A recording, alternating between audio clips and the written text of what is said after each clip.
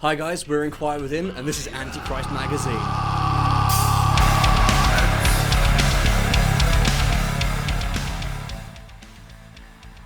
Hi guys, we're Enquire Within, and we're a metal band from London. We've been together for about 3 or so years, and we have just released our debut album. We're really excited about it. It's called Bloodlines. Bloodlines is our first studio album. It's something we've been working on for 2 or so years, and it's incredible to have a look at and think, you know, we've made this. This is ours.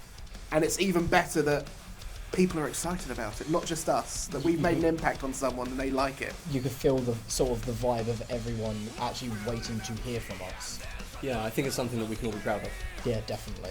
I mean, the first track on there is the first track we wrote together as a group. Complete first track. It was incredible that it made it onto the album, really. If you think about it, like how many bands have songs that just go nowhere? I think Bloodlines is the most impressive song that we've written so far.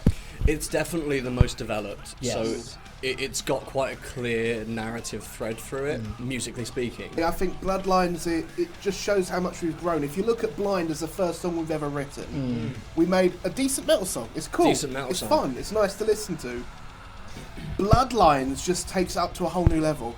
Yeah, definitely. We wanted to explore sort of like a different region there. We're getting into like more extreme bits of it. There's Henry's playing blast beats in the background. Yeah, there's some really heavy screaming in the background. Yes! But it also shows the development of contrast during the song. Absolutely. There's that really melodic element to it, which I think is what makes the song work. A lot of our earlier songs, such as Wasteland, the lyrics are very, very personal. Like I wrote Wasteland, I was going for a tough time, there was lots of issues, questioning of faith, all that stuff. It wasn't a fun time. And Wasteland is a culmination of me screaming at the world saying, ah! Whereas Bloodlines, I'm actually going into a concept. I was thinking, let's do something I haven't done before, and I decided to tell the story of the world's first murder. And genuinely, I think Bloodlines is something that I'm excited just to read. I really like it. Yeah, it really does tell a story as you go through that song, particularly the way that it builds up. I mean, you have a guy who has turned against his creators, is full of anger and hate, and then he channels it into building something truly terrifying. John, talk to me about the album art. So the album art idea was literally stemmed from the lyrics of Bloodlines. And I wanted to just describe everything that was the message of the lyrics in a picture. So you could just see it and go, ah. Bloodlines. Yeah, so yeah, that's literally what I drew.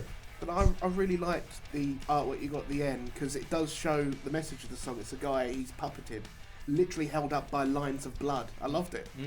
It's very simplistic in its approach, and I think that kind of identifies with us. We are quite straightforward in our approach to metal. And we're very simple. We're very simple. There is. No, our music's quite simple. It's heavy. It's fast. It gets to the point.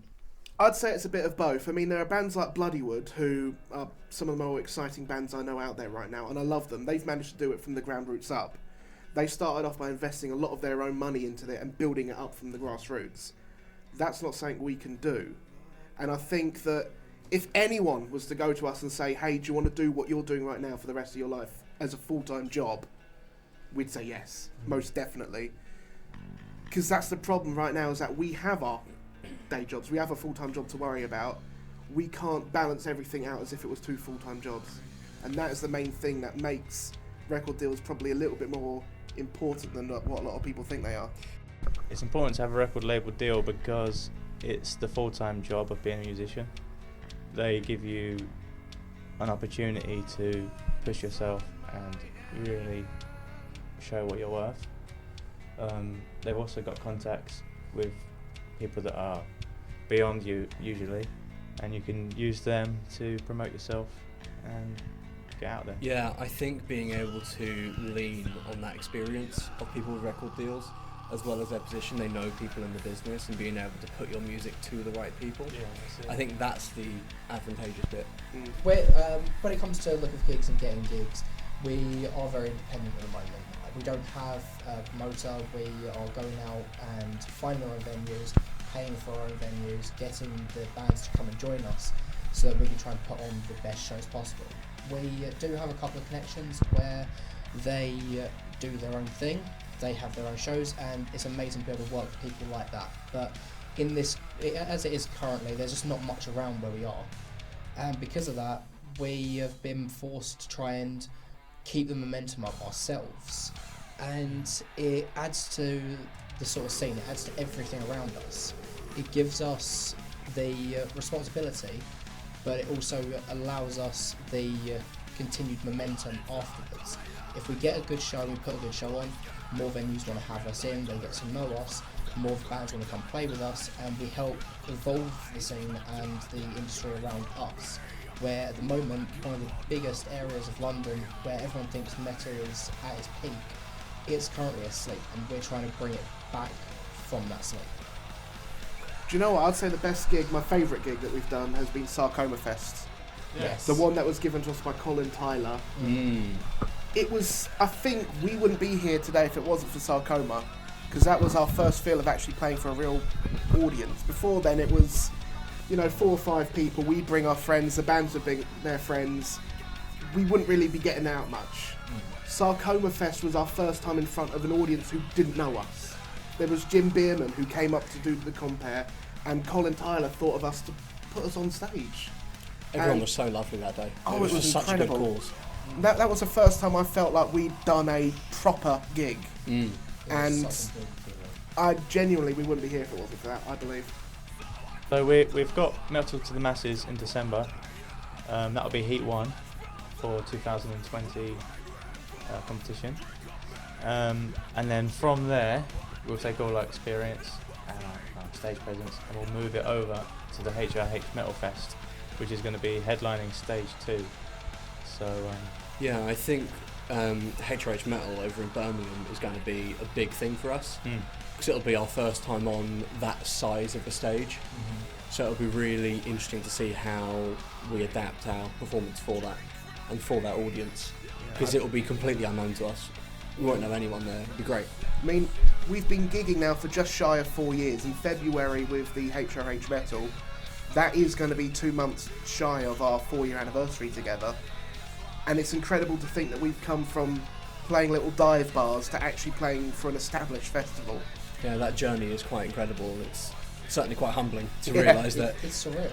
you're going to be playing to a huge crowd, but we're going to be playing to a huge crowd by our CDs. So yeah. Well, it would be really cool. I mean, February we're playing with bands that are a lot more established than us. There's Evil Scarecrow, there's Rhapsody of Fire. It'd be amazing to think of where we're going to be a year after that. We're playing a festival with them. Who knows, next year we might be supporting them. I've actually got one for this. Oh gosh. So the biggest fail that we've ever had was in December 2016 when we let Phil join.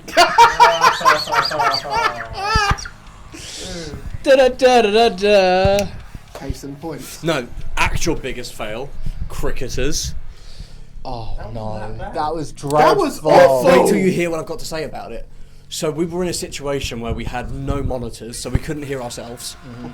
We had no stage, so we were just on the bar floor in a little circle that the drums filled up, so we couldn't really stand there anyway. The drums didn't fit in the circle either. The groove that Henry Symbol made on the wall is still there today. there was no drum mats, so the kick drum was just going Sliding. Yeah, Talk that about was driving tough. a drum kit. That was that was, as we like to say in the business, challenging. And then your guitar broke or something broke, and I had to spend 2 minutes talking to random people in the crowd. I don't know what happened. I think everything happened that day. Everything went wrong. Another interesting epic fail moment. The attic. No, I was going to say when you asked for a taller mic stand. Oh no! So there we are at the Penny Theatre. Oh my goodness. And do you This know is what? gonna be a Do you long know one. what? Just roll the footage. Come on. Can I get a higher mic stand? No, you just twist it. Just make it underneath higher. the connector You joint. can do it. I believe in you. You believe in yourself. I can't. And then lift. I'm not the band, man. It's fine. Higher mic stand. I'm not meant to be a singer. So we were lucky enough to play the final gig at the Big Red, which is always a sad day to see a venue like that close. But we get to our set time, and one of our members who shall remain unnamed isn't there yet, and we Bass played McGee. 2.5 songs with no bassist, and that in and of itself is challenging enough. But in the middle of Hunter, which you can find on our album Bloodlines, there's a bass solo, and you can't play a bass solo without a bassist. Yeah, That was tough. For me personally, I'd actually cut down listening to Killswitch. I used to love them as a kid, but when I saw the album come out, I listened to it and it really lit the fire. They have brought back their previous singer, and for the song when he came in, it just blew me away. You hear the old Killswitch, you hear the new Killswitch, and the way they meld that song, it brings the whole album together, and it just was beautiful. Yeah, it's crazy. It became an experience. Yeah, I think taking the album on tour is probably the next step for us, and I think we'd be looking at a 2020 tour. Definitely. I can see it now. I do think realistically, doing a tour around the UK would be the next big thing for us. Absolutely, we've got our sights set on achieving that UK tour, and I think we've got to start planning a European tour. Just want to say a big thank you to the guys at Antichrist. We've had a lot of fun doing this interview. It's been absolutely fantastic getting to talk to you guys. Bloodlines. Buy our album, please.